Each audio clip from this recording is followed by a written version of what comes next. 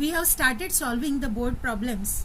In our previous lecture also, we have seen the board problem of March 2019. And friends, today we are going to solve the bills of exchange which occurred in March 2017. Journal entries which we are going to see in this problem. Now see friends, here is the problem which has occurred. Now let me read it for you first and then we'll see the journal entries. Okay.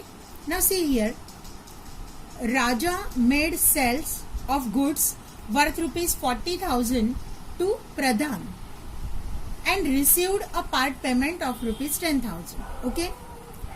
अभी यहाँ दो चीजें आप लोगों को समझ में आई होगी. तो जैसे ही आप प्रॉब्लम पढ़ते हैं तो उसको रीड करने के बाद में आपने अंडरस्टैंड करना है कि इसमें कौन कौन से ट्रांजैक्शंस इंक्लूड है. तो पहला ट्रांजैक्शन क्या है? Raja made sales goods worth rupees 40,000. इसका मतलब राजा ने सेल्स किए हैं 40,000 के. दूसरा क्या ट्रांजैक्शन हुआ कि प्रधान को जो सेल किए हैं इसके बदले में प्रधान ने क्या किया? Part payment of rupees 10,000. इसका मतलब 40,000 के सेल्स हुए हैं और प्रधान ने पैसा कितना दिया है? सिर्फ और सिर्फ 10,000. अभी इससे आगे हमें ले जाना है कि 40 के सेल्स हुए, 10,000 का पेमेंट हुआ, तो बाकी बचे कितने? 30,000. इसका मतलब है कि आगे चल के जो ट्रांजैक्शन होने वाले हैं, जो बिल बनने वाला है, वो कितने रुपीस का बनने वाला है? 30,000 का. ओके. तो let's read the second transaction. On the same date Raja drew on Pradhan और 3 months बिल फॉर रुपीज 30,000. देखो अभी मैंने आपको बताया कि 40,000 का सेल्स हुआ, 10,000 का पेमेंट हुआ, तो बिल कितने का बनना चाहिए? 30,000 का. तो यहाँ पे 3 months के लिए 30,000 का बिल राजा ने बनाया है. Received the acceptance on the bill. उसको एक्सेप्टेंस मिल भी गया. प्रधान ने क्या किया? उसी दिन को बिल को एक्सेप्ट किया और राजा के पास भेज दिया. And send the bill to the bank for collection immediately. अभी राजा ने बिल को ड्रॉ किया, प्रधान ने उसको एक्सेप्ट किया और एक्सेप्टेंस मिलने के तुरंत बाद इमीडिएटली क्या किया है? Raja has send the bill to the bank for collection. अभी फ्रेंड्स यहाँ पे देखो, आपको इसमें 2 एंट्रीज नजर आएंगी. कौन सी? पहली तो एंट्री है बिल ड्रॉ किया उसकी एंट्री, और दूसरा एंट्री कैसा होगा? Send the bill to the bank for collection. मतलब पहला एंट्री बिल एक्सेप्टेंस रिसीव्ड का होगा and the second entry will be for bill send to bank for collection. ठीक है. अब ये यहाँ तक का हमने देख लिया. Now see friends, however on the due date, अभी ये सब हुआ, इसके बाद में ड्यू डेट को क्या हुआ? The bill was dishonoured. Bill क्या हो गया? डिसऑनर हो गया ड्यू टू प्रधान इंसॉल्वेंसी. इसका क्या मतलब हुआ कि प्रधान इंसॉल्वेंट हो गया, bill has become dishonour and only 50% of the amount due could be recovered from his private estate. देखो फ्रेंड्स, जब भी कोई इंसॉल्वेंट होता है तो उसकी जितनी भी प्राइवेट प्रॉपर्टी या एस्टेट होती है तो उसको क्या करते हैं? उसको नीलाम करते हैं. और नीलामी के बाद मतलब उसको पूरी तरह से बेचने के बाद जितना भी डिविडेंड का मतलब क्या है कि पैसा जितना भी मिलता है तो वो फाइनल डिविडेंड के तौर पे ये ड्रॉवर को लेना पड़ता है. जैसे कि अभी प्रधान के केस में हुआ. देखो कि on the due date the bill was dishonoured. क्यों डिसऑनर हुआ? Due to Pradhan insolvency. Pradhan insolvent हो गया and only 50% of the amount. अभी 50% का ये जो अमाउंट है ये आप किससे रिलेट करेंगे? तो आपका बिल जितने अमाउंट का बना है उसका 50%. Now see the bill amount is 30,000 and 50% of the amount due would be recovered from his private estate. 50% of what? 50% of 30,000. Okay. तो इतना ही क्या हुआ है? फाइनल डिविडेंड के तौर पे रिकवर्ड हुआ है. ठीक है. अब ये यहाँ तक का सब हो गया. इसके बाद में देखो जर्नल एंट्रीज हमें देनी है and Pradhan account in the books of Raja. मतलब राजा के बुक में जर्नल एंट्री देनी है और प्रधान का लेजर अकाउंट भी हमें बनाना है.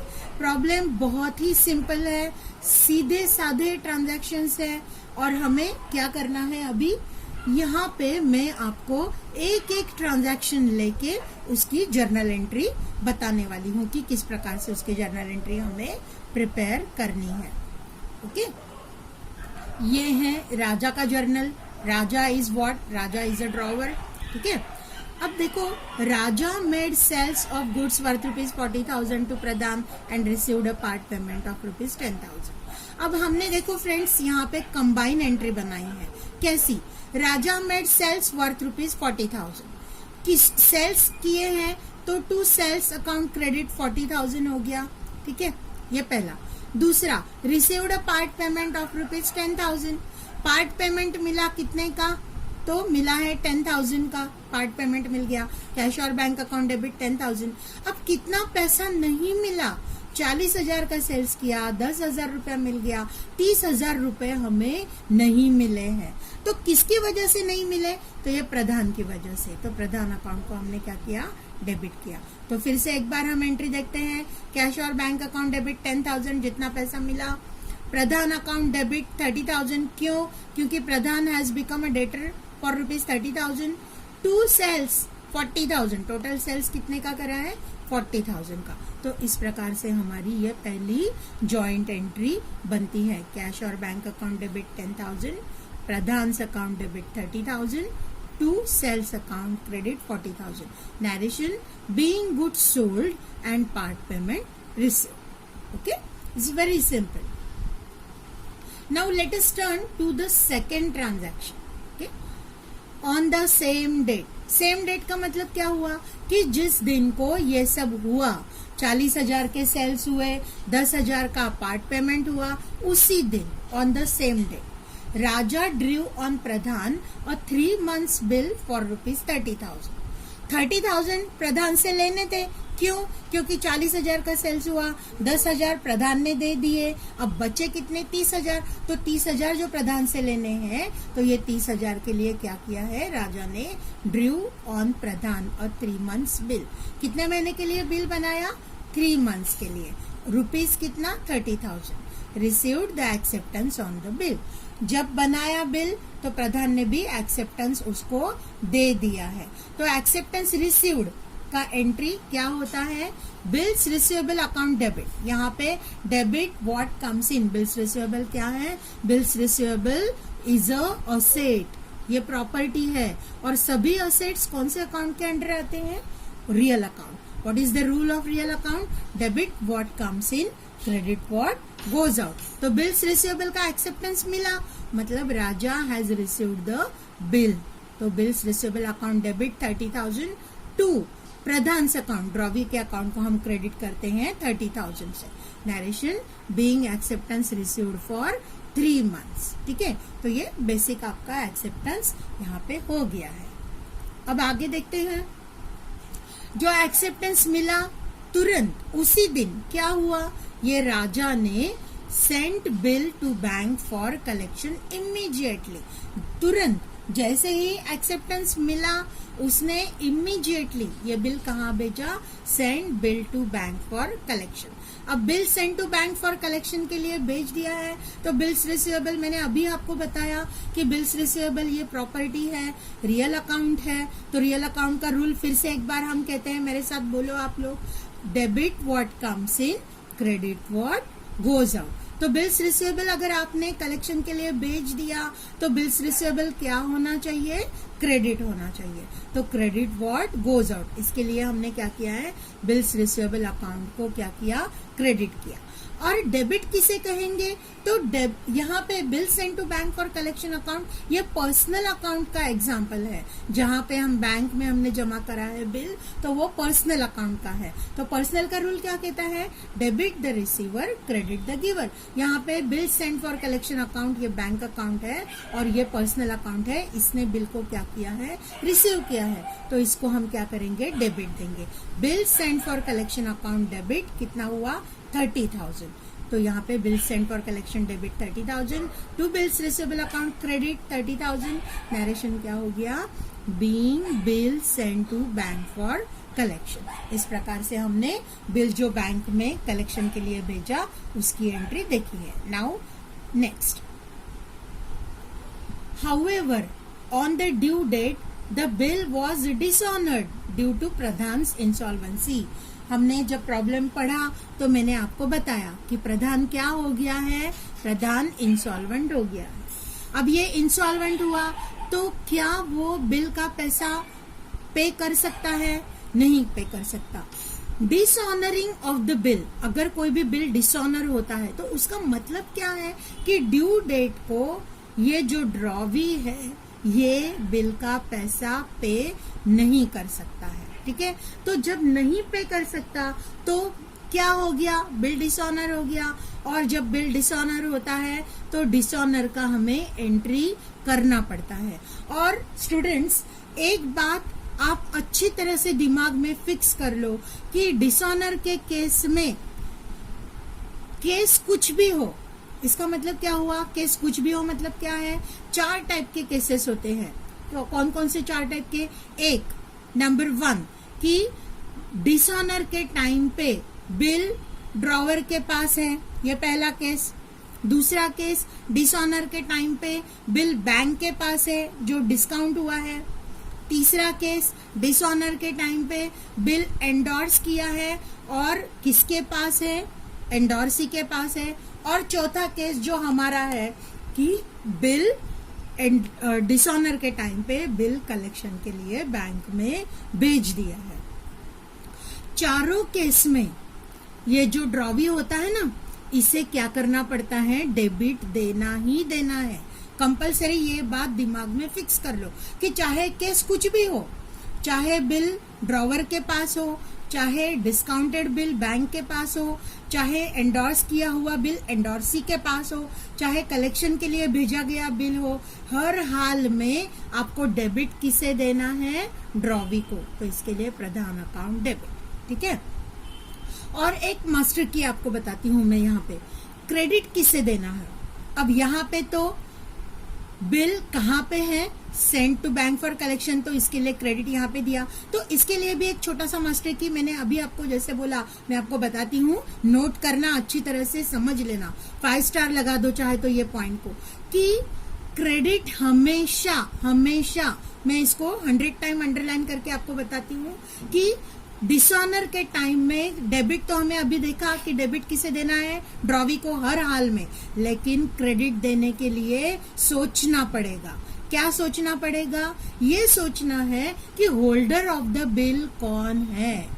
अभी देखो हमारे इसमें होल्डर ऑफ द बिल कौन है। होल्डर ऑफ द बिल का मतलब क्या हुआ कि डिसऑनर के टाइम पे बिल किसके पास है। अभी यहाँ ये जो बिल है, इसको अगर कलेक्शन के लिए भेज दिया है तो ये किसके पास होना चाहिए, bill send to bank for collection के पास होना चाहिए। तो जो भी होल्डर है उसको हमने क्या देना है, क्रेडिट। अभी फिर से मैं आपको बाकी जो 3 केसेस है उसके बारे में भी अभी लगे हाथ बता देती हूँ कि अगर डिसऑनर के टाइम पे बिल अगर ड्रॉवर के पास है तो एंट्री क्या होगी, drawee account debit to drawer account. अगर बिल डिस्काउंट किया है तो एंट्री क्या होगी, drawee account debit to bank account. अगर ये डिसऑनर के टाइम पे एंडोर्सी के पास में बिल है तो एंट्री क्या होगी, drawee account debit to endorsee account. ये जो मैंने आपको पॉइंट्स बताए हैं इसके लिए मैंने आपको फॉर्मेट एंट्रीज पहले ही दे दिए हैं। फॉर्मेट एंट्रीज आप बार बार उसको रिवाइज कीजिए, उसको पढ़िए, उसको लिख लीजिए 2 बार 4 बार 5 बार, जब तक की चीजें आपको अच्छी तरह से समझ में नहीं आती हैं तब तक लिखना है, ताकि हर प्रॉब्लम में उसका रेफरेंस आपको लेना पड़ेगा। ठीक है, ओके स्टूडेंट्स, तो ये प्रॉब्लम ये एंट्री आपको समझ में आई। क्या एंट्री है, on the due date the bill was dishonoured due to Pradhan's insolvency. Pradhan insolvent हो गया, डिसऑनर हो गया बिल। डिसऑनर की एंट्री हमने अभी देखी, यहाँ Pradhan account debit 30,000 to bill send for collection account credit 30,000, being dishonour of bill due to insolvency of Pradhan. Okay, now next देखो, इंसॉल्वेंट हो गया। जो कोई इंसॉल्वेंट होता है तो उसकी प्राइवेट प्रॉपर्टी जो होती है उसको बेच बाच करके क्या करते हैं, जितना भी पैसा आया उसमें से ये जो जितने भी लेनदार है देनदार है तो उनका सब अकाउंट सेटल करते हैं। तो अभी यहाँ पे प्रधान की प्राइवेट प्रॉपर्टी में से कितना पैसा आया, 50%, only 50% of the amount due could be recovered from his private estate। अभी देखो स्टूडेंट्स कि 50% हमें किसका निकालना है, ये ट्रांजैक्शन में आपको कहीं भी किसका 50% निकालना है ये दिया गया नहीं है। तो आपकी सूझबूझ से आपको ये सोचना है, ये समझना है कि ये 50% किसका होगा। तो किसका होगा बताओ, 50% उसका है जो अमाउंट ड्यू है। तो अमाउंट ड्यू कौन सी है, जितने का बिल निकाला है। बिल कितने का निकाला है, बिल निकाला है 30,000 का। तो 30,000 का 50% करना है, सिंपल है। 30,000 का हाफ करेंगे तो 50% होगा। तो 30,000 का हाफ कितना हो गया, 15,000, 15,000। तो उतना रिकवर हुआ है। तो रिकवर हुआ का क्या मतलब हुआ कि उतने पैसे मिले हैं, ठीक है। तो जितने पैसे मिले, डेबिट व्हाट कम्स इन, जितनी कैश अंदर आई है, कैश और बैंक अकाउंट डेबिट 15,000, ठीक है। अब 30,000 में से 15,000 मिले तो कितना पैसा नहीं मिला, 15,000 नहीं मिले। तो जितना पैसा नहीं मिला वो डूब गया। इसका मतलब क्या हो गया कि वो हो गए बैड डेट्स। तो देखो कैश और bank account debit 15,000, bad debts account debit 15,000, to Pradhan से अकाउंट 30,000। टोटल ड्यू प्रधान से कितना लेना था, 30,000। तो इस प्रकार से इसका हमने कंबाइन एंट्री बनाई है। Being 50% amount due from Pradhan received as first and final dividend. तो इस प्रकार से ये प्रॉब्लम जर्नल एंट्री तक हमने सॉल्व किया है। अभी देखो प्रधान का हमें क्या बनाना है, लेजर अकाउंट बनाना है, बराबर। अभी यहाँ लेजर अकाउंट बनाना बहुत ही सिंपल है। कैसे, अभी यहाँ जितनी भी जर्नल एंट्रीज मैंने आपको बताई, तो हम एक एक करके वो जर्नल एंट्री पे आएंगे और मैं आपको बताऊंगी कि ये जो लेजर में हमने ये सब चीजें डाली है, ये सब अकाउंट डाले हैं, तो वो किस प्रकार से डाले हैं। आपने 11th स्टैंडर्ड में अच्छी तरह से सीखा है, ठीक है, फिर भी मैं आपको ये बताती हूँ। तो ये पहला है टू सेल्स अकाउंट।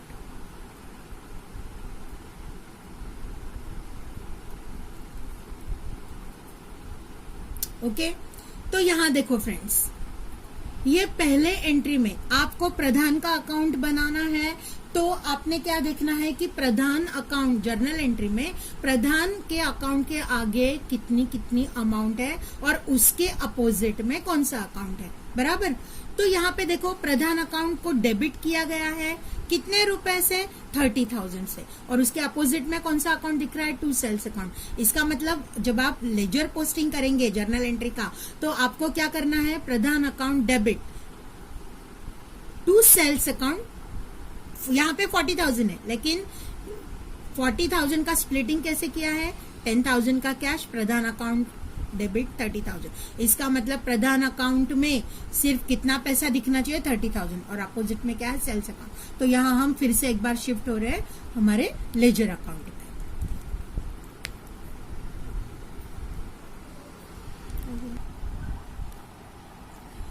सो यहाँ पे देखो to sales account 30,000, Pradhan account debit, मतलब प्रधान अकाउंट के डेबिट साइड में टू सेल्स अकाउंट 30,000। इसी प्रकार से जितनी भी हमारे प्रॉब्लम में एंट्रीज, जर्नल एंट्रीज हमने बनाई है, इस प्रकार से इनका लेजर पोस्टिंग करना है। जैसे अभी मैं आपको बताती हूँ कि ये सेकंड है, तो सेकंड हमारा यहाँ पे प्रधान अकाउंट को क्रेडिट किया गया है। Bills receivable account debit to Pradhan account credit 30,000, ये उस ट्रांजैक्शन का लेजर पोस्टिंग है। अब नेक्स्ट कैश और बैंक को क्रेडिट किया गया है, बराबर।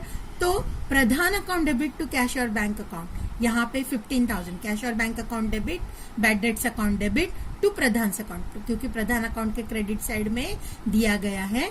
तो हम क्या करेंगे, प्रधान अकाउंट जैसे भी cash account debit, bad debts account debit to Pradhan account credit. यहाँ लेजर पोस्टिंग करते समय हमें एक बात का ध्यान रखना है कि देखो यहाँ पे क्या किया है, कैश और बैंक को डेबिट 15,000, बैड डेट्स अकाउंट को debit 15,000, to Pradhan account credit 30,000।